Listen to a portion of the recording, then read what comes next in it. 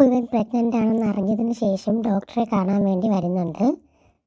Doctor ഇവൻ്റെ അടുത്ത് suggest ചെയ്യുകയാണ് ഈ പ്രഗ്നൻസി കണ്ടിന്യൂ ചെയ്യാതിരിക്കുന്നതാണ് നല്ലത്. കാരണം കണ്ടിന്യൂ ചെയ്ത് കഴിഞ്ഞാൽ നിനക്ക് ഒരുപാട് കോംപ്ലിക്കേഷൻസ് ഒക്കെ ഉണ്ടാവും.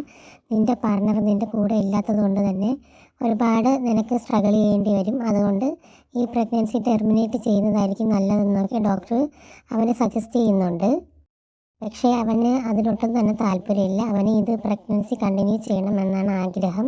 അതുകൊണ്ട് ഡോക്ടറിൻ്റെ അടുത്ത് എന്തെങ്കിലും വഴിയുണ്ടോ എന്നൊക്കെ ചോദിക്കുന്നുണ്ട്. അപ്പോൾ ഡോക്ടർ പറയാണ്, നീ യൂസ് ചെയ്യുന്ന മെഡിസിൻസൊക്കെ കംപ്ലീറ്റ് ആയിട്ട് സ്റ്റോപ്പ് ചെയ്യേണ്ടി വരും. അത് സൈഡ് എഫക്റ്റ് ഉണ്ടാക്കും കുഞ്ഞിന് എന്നൊക്കെ ഡോക്ടർ പറയുന്നുണ്ട്. അപ്പം എനിക്ക് റെഗുലറായിട്ട് യൂസ് ചെയ്യുന്ന സ്പ്രേയും യൂസ് ചെയ്യാൻ പറ്റില്ല എന്നൊക്കെ അവൻ ചോദിക്കുകയാണ്. അപ്പോൾ ഡോക്ടർ പറയുന്നുണ്ട്, ഇല്ല, ഒരു മെഡിസിൻസ് യൂസ് ചെയ്യാൻ പറ്റില്ല, അതൊക്കെ സൈഡ് എഫക്റ്റ് കൊണ്ടുവരുമെന്നൊക്കെ പറയുന്നുണ്ട്.